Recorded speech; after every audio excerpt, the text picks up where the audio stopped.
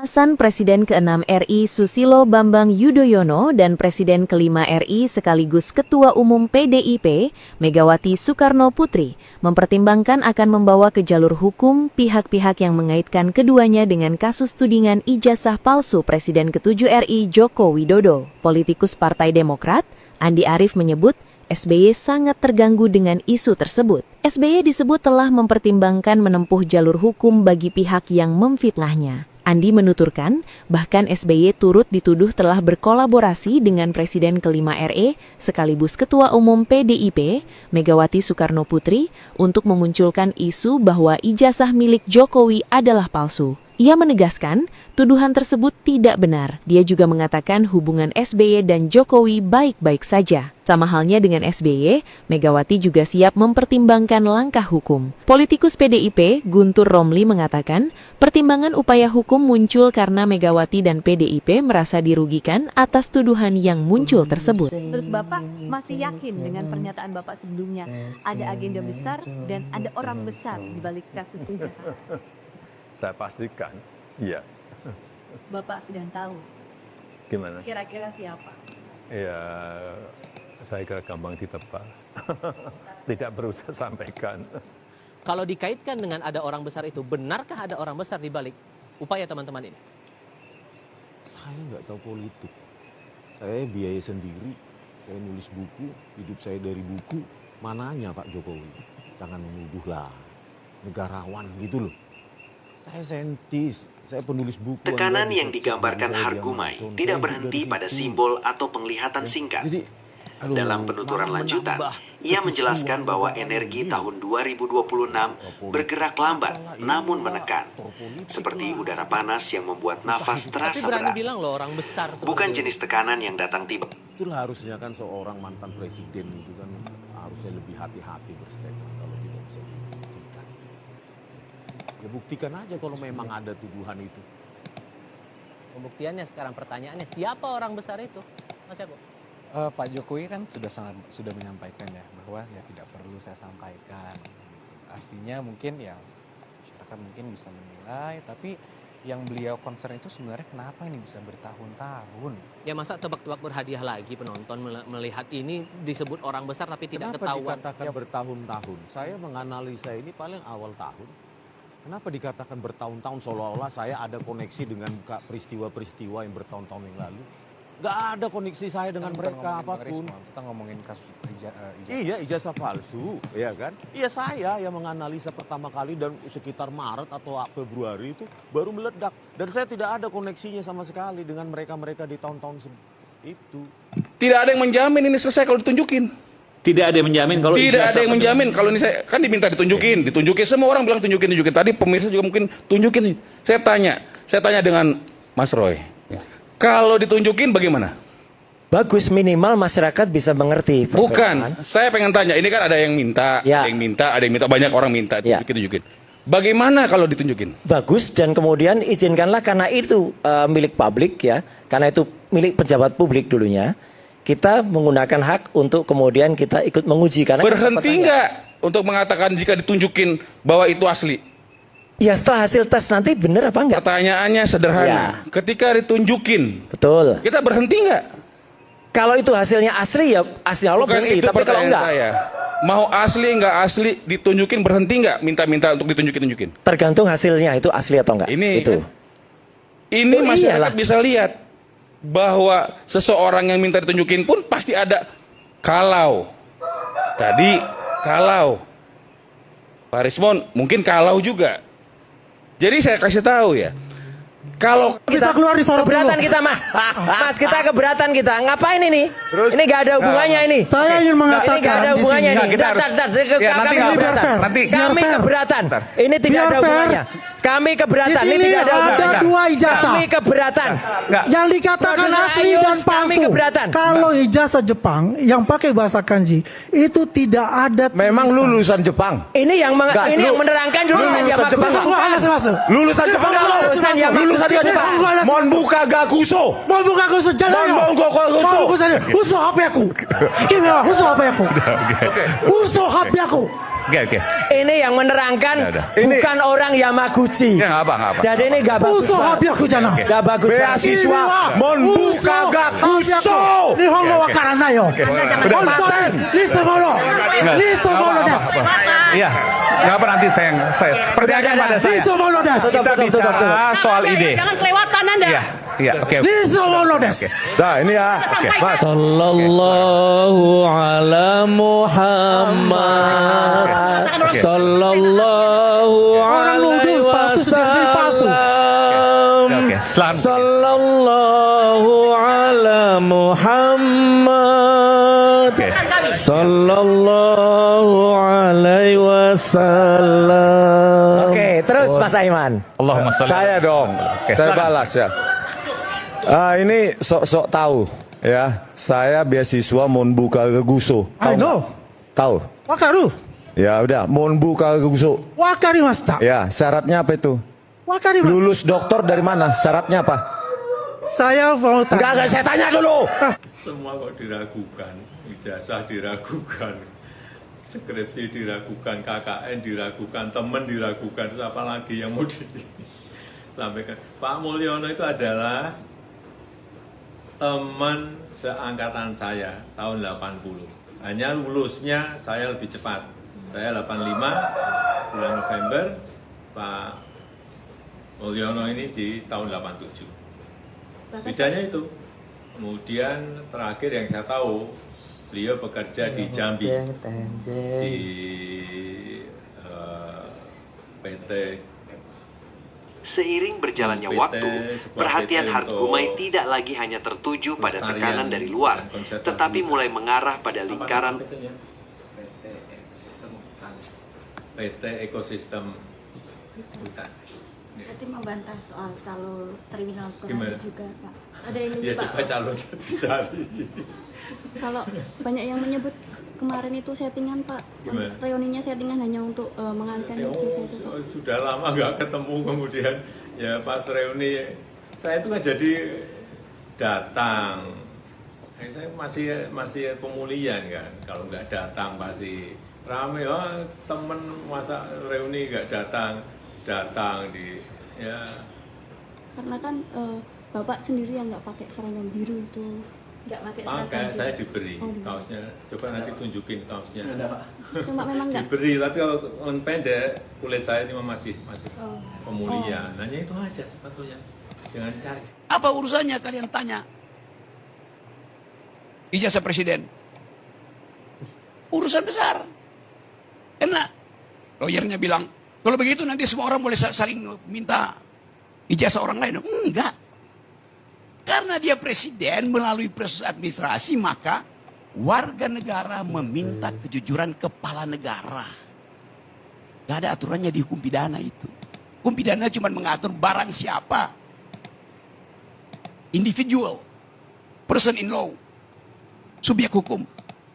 Ini warga negara bertanya secara kolektif pada kepala negara. Gimana pidananya? Dijawab aja kan. Karena dia dipilih oleh warga negara bilang, daulat itu ada pada saya. Maka Anda dan saya tidak setara. Saya bertanya sebagai pemilik kedaulatan, Anda harus jawab sebagai kepala negara yang kami pilih. Itu nggak ada relasi subjek antar subjek yang diatur dalam hukum pidana lain itu. Itu yang mesti kita terangkan. Nggak mungkin ada orang yang tiba-tiba, Rocky Gerung, perlihatkan ijazahmu. Ya saya nggak mau kasih. Emang lu siapa? Tapi ini kepala negara diminta oleh warga negara. Mana Rocky Gerung? Gua nggak punya. Memang gua nggak punya ijazah. Kenapa? Karena ijazah tanda orang pernah sekolah, bukan tanda pernah berpikir. Kenapa? Ini lain.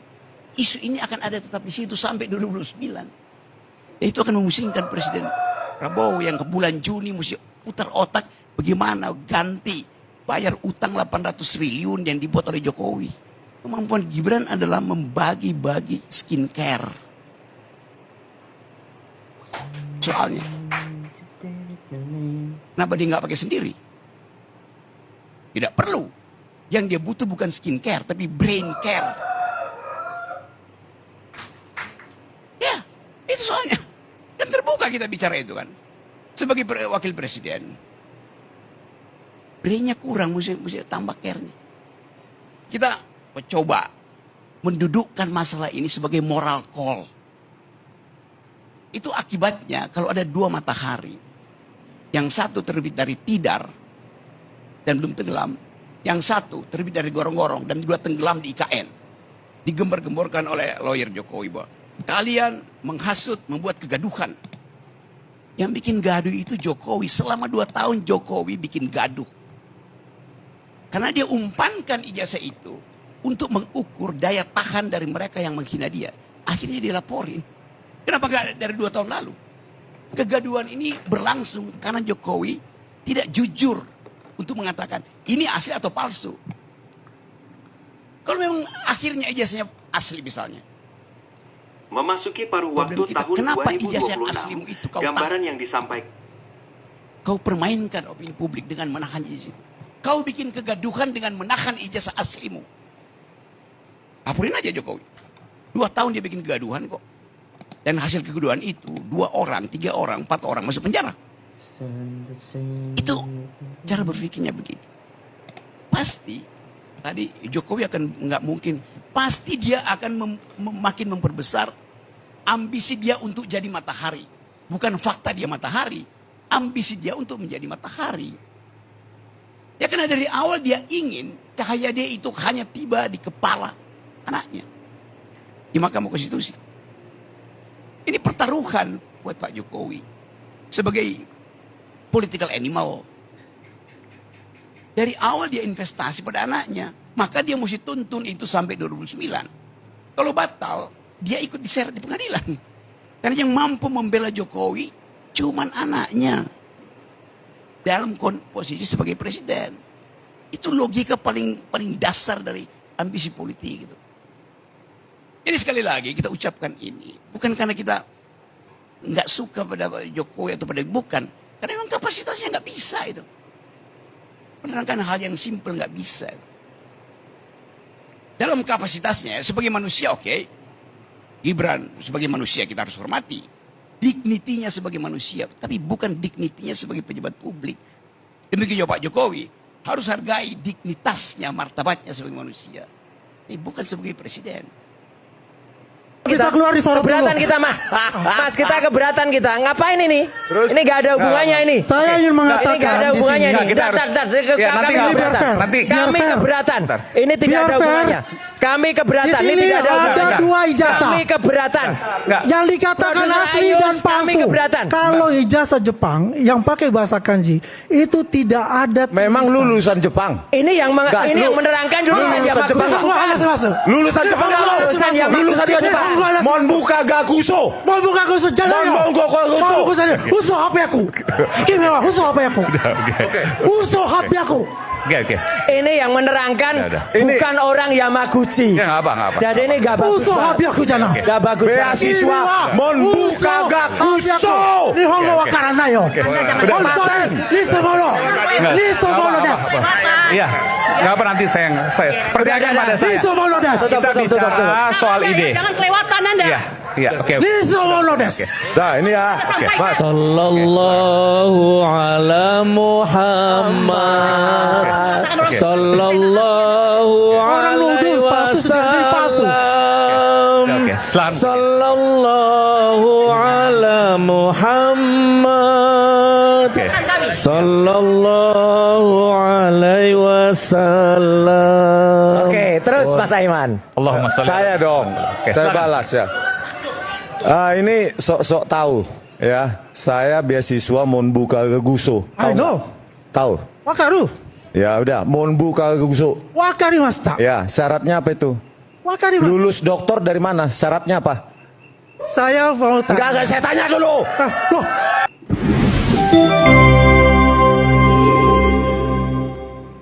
Ijazah kalau UGM sebenarnya. Ini kenapa saya bilang? Sama-sama dari Universitas Gadjah Mada, sama-sama dari Fakultas Kehutanan, sama-sama tahun 1985. Artinya pada tahun seangkatannya Jokowi, ya. Tapi inilah yang asli. Asli itu ada dengan sangat tipis kalau kita perhatikan, Mas. Ini ada tulisan Universitas Gadjah Mada, Universitas Gadjah Mada, Universitas Gadjah Mada. Ini yang namanya watermark. Ya. Dan satu lagi yang nggak mungkin dicuri. Ini ada yang namanya emboss. Iya, embos pada tanda tangan rektor. Ini logo UGM. Iya. Jadi logo UGM ini dicap embos, ya, ditekan. Itu tidak ada di sini ya, sama sekali ya? Sama sekali tidak ada pada ijazah palsu ini. Ya. Lihat. Nah, tipis sama sekali. Kalau ini scan, pasti muncul watermark. Kalau ini ada asli juga, pasti muncul yang namanya embos. Ini tidak ada sama sekali. Dan disinilah saya dengan segala hormat harus menyamarkan pemilik asli ijazah ini, karena beliau bukan pejabat publik. Silakan. Logo UGM-nya juga perhatikan, Mas. Iya. Penyok. Yang satu perot gitu ya kan, penyok gitu ya. Sedangkan yang satu inilah logo UGM yang asli. Kalau materai sama lah ya. Materai sama, ya kan gitu. Tapi capnya juga beda, Mas. Yang sebelah ini capnya di atas pas foto. Jadi pas fotonya dicap. Kalau ini pas fotonya di atas cap. Konyol banget. Dan bahkan ini akhirnya saya analisis lagi yang katanya scan ini. Jelas betul ketika dianalisis dengan namanya luminance and gradient. Yaitu luminance gradient itu gambar itu kemudian kayak diambil sudutnya sehingga menjadi relief. Nampak betul ini soal cap itu yang ada di bawah foto. Tuh. Iya kan? Jadi capnya ada di bawah foto, tidak ada embosnya, tidak ada watermarknya juga. Dan penyok juga. Jadi artinya ijazah yang ditampilkan yang katanya scan ijazah asli dari Andi Aswan itu, sekali lagi saya sebutkan palsu. Dia sudah membuat kebohongan publik yang sangat-sangat fatal. Pada saat pertemuan terakhir kan Mas Roy ada di sana, kemudian teman yang mengatakan itu tadi juga ada di sana. Kemudian ada sempat terjadi ini nggak? Oh sempat. Dia sempat mengatakan ini asli apa? Nah dia terus sempat berdebat. Bahkan dia sempat sebenarnya agak dimarahi hostnya, Mas Aiman tadi. Kenapa? Ya karena Aiman juga merasa berarti bohong kan, gitu. Dengan mengatakan asli, dia bilang saya nggak bohong nih. Terus dia bawa selembar kertas tapi saya nggak tahu apa itu, ditunjukkan ke Aiman. Lah kalau memang benar tampilkan, kalau berani tampilkan, tapi dia nggak berani menampilkan, gitu. Jadi pokoknya lebih kacau lagi. Apalagi kalau kita analisis dengan yang selalu itu menjadi kemana heboh. Oh jadi ELA. Itu sebutnya dianalisis dengan berbagai cara. Ini analisis ELA, error level analysis. Ijazah yang tadi katanya scan asli tadi. Lihat hasilnya, buyar gambarnya di sini. Ya, ini logonya udah nggak nampak lagi karena udah ditarik-tarik. Dan bahkan kalau dianalisis ELA secara full, udahlah. Apa bedanya ELA itu dengan ELA secara full? Ini separuh. Okay. Ini separuh kita ELA. Ya, kalau ini full, seluruhnya ini kita ELA. Sorry, ini kembali. Nah, gini. Nah, ini yang sebelah kanan ini yang setengah, jadi ini masih nampak aslinya. Ini juga yang dikatakan oleh pakar abal-abal tadi, digital forensik saya sebut tadi. Ini katanya kami itu merekayasa. Ini namanya kan analisis. Ini kan hasil dari software. Lah kalau kayak gini dikatakan merekayasa, Mas. Kalau gitu semua ahli di kepolisian, ahli forensik itu bisa dimasuk penjara semua. Kebohongan-kebohongan banyak terjadi. Ya malam. Dan celakanya lagi-lagi, orang-orang ini yang digunakan untuk memastikan nasib kami. Gitu loh. Kalau saya ingin ikut secara pribadi terlibat. Dan artinya 12 terlapor yang kemudian menjadi 8 tersangka. 3-nya saya, Dr. Tifa, Dr. Rismon kemudian dianggap sebagai orang yang melakukan manipulasi. Itu ternyata dihasilkan dari kesaksian ahli yang membedakan antara ijazah asli dan palsu aja dia nggak bisa. Itu kan konyol banget gitu. Dan kasihan juga Polda Metro Jaya kalau saya pikir. Kasihan Pak Kapolda, Irjen Asep gitu. Dan dengan gagahnya mengumumkan kan kepada publik 3 pada klaster kedua ini telah melakukan manipulasi, merekayasa gambar, dan kemudian menyebarluaskan. Kami melakukan analisis ini tidak bisa disebut manipulasi. Apalagi cuman melakukan zooming atau cropping terhadap sebuah huruf yang dikatakan itu manipulasi. Kan konyol banget. Bahkan ketika kemudian kami mendapatkan salinan ijazah yang resmi, yang kami dapat sekarang dari KPUD, ini kan juga lucu banget nih. Terakhir mungkin pemirsa Madilog juga tahu ada kasus ketika KPUD Solo mengatakan sudah memusnahkan. Kan konyol banget, ya tak? Jadi dia tidak bisa menampilkan kayak gini, bahkan ditutup-tutupi. Harusnya kan terbuka gini. Saya punya nih filenya yang terbuka semuanya, ya. Dan kami juga berani melakukan komparasi perbandingan, ya. Dulu pernah saya katakan kita punya ijazahnya Frono Jiwo, ijazahnya almarhum Hari Mulyono, ijazahnya Sri Murti Ningsih, ya. Ini kan jelas betul. Ketika dibandingkan, ini ijazahnya Jokowi, ya, yang fotokopi yang dari Bareskrim, ya. Kemudian ini Fronojiwo, ini Hari Mulyani Sri Murti Ningsih. Yang bawah-bawah lebih gemuk lah. Ya iya. Satu ijazahnya. lagi A-nya, ini kan keluar. Saya sebut waktu itu mencotot, ya. Ini A-nya masuk, ini A-nya masuk, ini A-nya masuk. Bahkan kalau kita bandingkan dengan jelas banget di sini, kan. Nampak betul nih ijazahnya Jokowi. A-nya keluar, yang ini 11-17 ijazahnya Sri Murti Ningsih. Ini ijazahnya Fronojiwo, A-nya masuk. Dari sini aja ijazahnya Jokowi sudah tidak identik. Tidak identik, tidak ada watermarknya, tidak ada embossnya. Dengan kata lain, sebenarnya itu ijazah yang tidak benar, tapi dengan berani dikatakan oleh Andi Aswan lagi-lagi, dikuatkan dengan kesaksian si ahli Sinambela itu, ini asli. Nah gimana? UGM sudah menyatakan beberapa kali secara tegas bahwa Joko Widodo adalah alumni Universitas Gadjah Mada. Saya, Ova Emilia, Rektor Universitas Gadjah Mada. Berikut adalah pernyataan resmi UGM terkait ijazah Bapak Joko Widodo. 1. UGM mengikuti dengan baik perkembangan di masyarakat terkait adanya pihak yang mempertanyakan keaslian ijazah seorang alumni UGM yang bernama Joko Widodo. 2. Secara umum, UGM menghormati hak warga negara untuk mempertanyakan isu apapun dan untuk mencari jawaban atas pertanyaan tersebut. 3. UGM sudah menyatakan beberapa kali secara tegas bahwa Joko Widodo adalah alumni Universitas Gadjah Mada. 4. UGM memiliki dokumen otentik terkait keseluruhan proses pendidikan Joko Widodo di UGM.